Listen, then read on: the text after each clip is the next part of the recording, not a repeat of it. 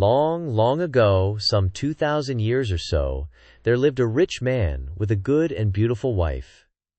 They loved each other dearly, but sorrowed much that they had no children. So greatly did they desire to have one, that the wife prayed for it day and night. But still they remained childless. In front of the house there was a court, in which grew a juniper-tree. One winter's day the wife stood under the tree to peel some apples, and as she was peeling them, she cut her finger, and the blood fell on the snow. "Ah," sighed the woman heavily, "if I had but a child, as red as blood and as white as snow." And as she spoke the words, her heart grew light within her, and it seemed to her that her wish was granted, and she returned to the house feeling glad and comforted. A month passed, and the snow had all disappeared. Then another month went by, and all the earth was green. So the months followed one another, and first the trees budded in the woods, and soon the green branches grew thickly intertwined, and then the blossoms began to fall. Once again the wife stood under the juniper-tree, and it was so full of sweet scent that her heart leaped for joy, and she was so overcome with her happiness that she fell on her knees. Presently the fruit became round and firm, and she was glad and at peace. But when they were fully ripe, she picked the berries and ate eagerly of them, and then she grew sad and ill. A little while later she called her husband, and said to him, weeping, "If I die, bury me under the juniper-tree." Then she felt comforted and happy again, and before another month had passed, she had a little child. And when she saw that it was as white as snow and as red as blood, her joy was so great that she died. Her husband buried her under the juniper-tree, and wept bitterly for her. By degrees, however, his sorrow grew less, and although at times he still grieved over his loss, he was able to go about as usual, and later on he married again. He now had a little daughter born to him. The child of his first wife was a boy, who was as red as blood and as white as snow. The mother loved her daughter very much, and when she looked at her and then looked at the boy, it pierced her heart to think that he would always stand in the way of her own child, and she was continually thinking how she could get the whole of the property for her. This evil thought took possession of her more and more, and made her behave very unkindly to the boy. She drove him from place to place with cuffings and buffetings, so that the poor child went about in fear, and had no peace from the time he left school to the time he went back. One day the little daughter came running to her mother in the storeroom, and said, "Mother, give me an apple." "Yes, my child," said the wife, and she gave her a beautiful apple out of the chest. The chest had a very heavy lid and a large iron lock. "Mother," said the little daughter again, "may not brother have one too?" The mother was angry at this, but she answered, "Yes, when he comes out of school." Just then she looked out of the window and saw him coming, and it seemed as if an evil spirit entered into her, for she snatched the apple out of her little daughter's hand and said, "You shall not have one before your brother." She threw the apple into the chest and shut it too. The little boy now came in, and the evil spirit in the wife made her say kindly to him, "My son, will you have an apple?" But she gave him a wicked look. "Mother," said the boy, "how dreadful you look. Yes, give me an apple." The thought came to her that she would kill him. "Come with me," she said, and she lifted up the lid of the chest. "Take one out for yourself." And as he bent over to do so, the evil spirit urged her, and crash! Down went the lid, and off went the little boy's head. Then she was overwhelmed with fear at the thought of what she had done. "If only I can prevent anyone knowing that I did it," she thought. So she went upstairs to her room, and took a white handkerchief out of her top drawer. Then she set the boy's head again on his shoulders, and bound it with the handkerchief so that nothing could be seen, and placed him on a chair by the door with an apple in his hand. Soon after this, little Marlene came up to her mother, who was stirring a pot of boiling water over the fire, and said, "Mother, brother is sitting by the door with an apple in his hand, and he looks so pale, and when I asked him to give me the apple, he did not answer, and that frightened me." "Go to him again," said her mother, "and if he does not answer, give him a box on the ear." So little Marlene went, and said, "Brother, give me that apple." But he did not say a word. Then she gave him a box on the ear, and his head rolled off. She was so terrified at this, that she ran crying and screaming to her mother. "Oh," she said, "I have knocked off brother's head." And then she wept, and nothing would stop her. "What have you done?" said her mother.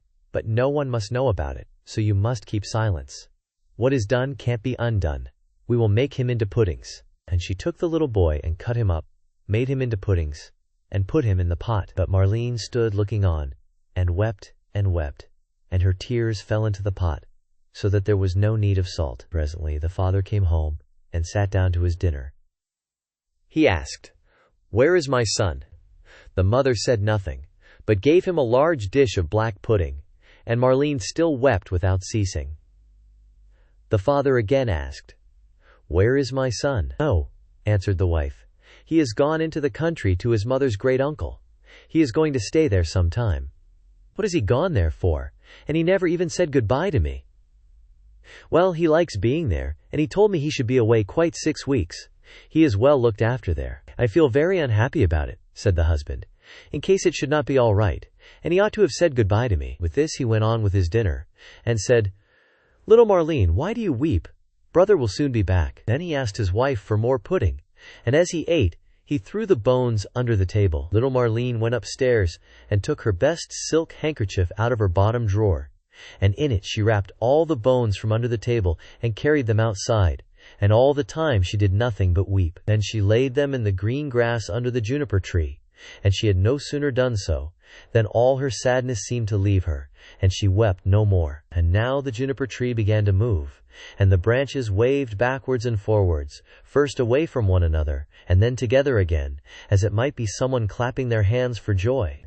After this a mist came round the tree, and in the midst of it there was a burning as of fire, and out of the fire there flew a beautiful bird, that rose high into the air, singing magnificently, and when it could no more be seen, the juniper-tree stood there as before, and the silk handkerchief and the bones were gone. Little Marlene now felt as light-hearted and happy as if her brother were still alive, and she went back to the house, and sat down cheerfully to the table, and ate. The bird flew away, and alighted on the house of a goldsmith, and began to sing, "My mother killed her little son. My father grieved when I was gone. My sister loved me best of all. She laid her kerchief over me, and took my bones that they might lie underneath the juniper-tree. Kiwit, kiwit, what a beautiful bird am I." The goldsmith was in his workshop, making a gold chain, when he heard the song of the bird on his roof. He thought it so beautiful that he got up and ran out, and as he crossed the threshold, he lost one of his slippers. But he ran on into the middle of the street, with a slipper on one foot and a sock on the other. He still had on his apron, and still held the gold chain and the pincers in his hands, and so he stood gazing up at the bird, while the sun came shining brightly down on the street. "Bird," he said, "how beautifully you sing. Sing me that song again." "Nay," said the bird, "I do not sing twice for nothing. Give that gold chain, and I will sing it you again." "Here is the chain, take it," said the goldsmith. "Only sing me that again." The bird flew down and took the gold chain in his right claw, and then he alighted again in front of the goldsmith and sang, "My mother killed her little son. My father grieved when I was gone. My sister loved me best of all. She laid her kerchief over me, and took my bones that they might lie underneath the juniper-tree. Kiwit, kiwit, what a beautiful bird am I." Then he flew away, and settled on the roof of a shoemaker's house, and sang, "My mother killed her little son. My father grieved when I was gone. My sister loved me best of all. She laid her kerchief over me, and took my bones that they might lie underneath the juniper-tree. Kiwit, kiwit, what a beautiful bird am I." The shoemaker heard him, and he jumped up and ran out in his shirt-sleeves, and stood looking up at the bird on the roof with his hand over his eyes, to keep himself from being blinded by the sun. "Bird," he said, "how beautifully you sing." Then he called through the door to his wife, "Wife, come out. Here is a bird. Come and look at it, and hear how beautifully it sings." Then he called his daughter and the children, then the apprentices, girls and boys, and they all ran up the street to look at the bird, and saw how splendid it was with its red and green feathers, and its neck like burnished gold, and eyes like 2 bright stars in its head. "Bird," said the shoemaker, "sing me that song again." "Nay," answered the bird, "I do not sing twice for nothing. You must give me something." "Wife," said the man, "go into the garret. On the upper shelf you will see a pair of red shoes. Bring them to me." The wife went in and fetched the shoes. "There, bird," said the shoemaker, "now sing me that song again."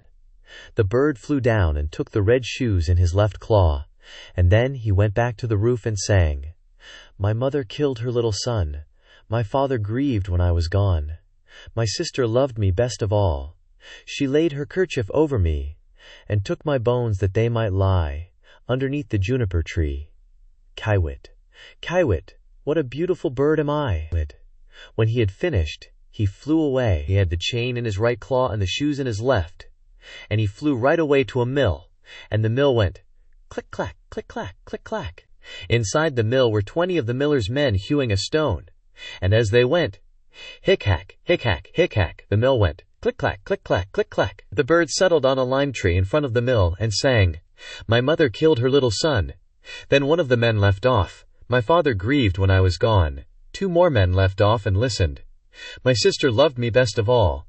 Then 4 more left off.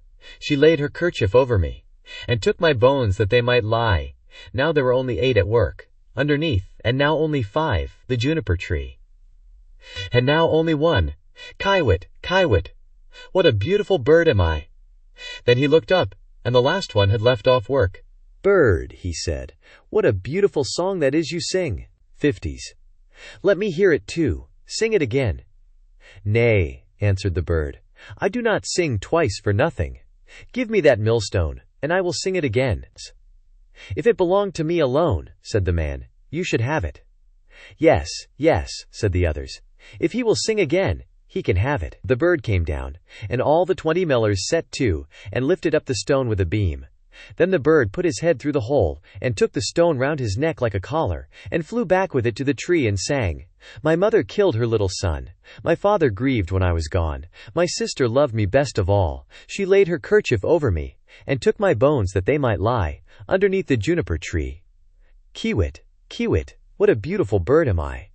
And when he had finished his song, he spread his wings, and with the chain in his right claw, the shoes in his left, and the millstone round his neck, he flew right away to his father's house. The father, the mother, and little Marlene were having their dinner. "How light-hearted I feel," said the father, "so pleased and cheerful." "I," said the mother, "I feel so uneasy, as if a heavy thunderstorm were coming." But little Marlene sat and wept and wept. Then the bird came flying towards the house and settled on the roof. "I do feel so happy," said the father, "and how beautifully the sun shines. I feel just as if I were going to see an old friend again." "Ah," said the wife, "and I am so full of distress and uneasiness that my teeth chatter, and I feel as if there were a fire in my veins." And she tore open her dress. And all the while little Marlene sat in the corner and wept, and the plate on her knees was wet with her tears. The bird now flew to the juniper-tree and began singing, "My mother killed her little son." The mother shut her eyes and her ears that she might see and hear nothing, but there was a roaring sound in her ears like that of a violent storm, and in her eyes a burning and flashing like lightning. "My father grieved when I was gone." "Look, mother," said the man, "at the beautiful bird that is singing so magnificently, and how warm and bright the sun is, and what a delicious scent of spice in the air. My sister loved me best of all." Then little Marlene laid her head down on her knees and sobbed. "I must go outside and see the bird nearer," said the man. "Ah, do not go," cried the wife. "I feel as if the whole house were in flames." But the man went out and looked at the bird. "She laid her kerchief over me, and took my bones that they might lie underneath the juniper-tree. Kiwit, Kiwit, what a beautiful bird am I!" With that the bird let fall the gold chain, and it fell just round the man's neck, so that it fitted him exactly. He went inside and said, "See, what a splendid bird that is! He has given me this beautiful gold chain, and looks so beautiful himself." But the wife was in such fear and trouble that she fell on the floor, and her cap fell from her head. Then the bird began again, "My mother killed her little son." "Ah me," cried the wife, "if I were but 1,000 feet beneath the earth, that I might not hear that song. My father grieved when I was gone." Then the woman fell down again, as if dead. "My sister loved me best of all." "Well," said little Marlene, "I will go out too, and see if the bird will give me anything." So she went out. "She laid her kerchief over me, and took my bones that they might lie, and he threw down the shoes to her, underneath the juniper-tree. Kiwit, Kiwit, what a beautiful bird am I!" And she now felt quite happy and light-hearted. She put on the shoes and danced and jumped about in them. "I was so miserable," she said, "when I came out, but that has all passed away. "That is indeed a splendid bird, and he has given me a pair of red shoes." The wife sprang up, with her hair standing out from her head like flames of fire. "Then I will go out too," she said, "and see if it will lighten my misery, for I feel as if the world were coming to an end." But as she crossed the threshold, crash! The bird threw the millstone down on her head, and she was crushed to death. The father and little Marlene heard the sound and ran out, but they only saw mist and flame and fire rising from the spot, and when these had passed, there stood the little brother, and he took the father and little Marlene by the hand. Then they all three rejoiced, and went inside together and sat down to their dinners and ate.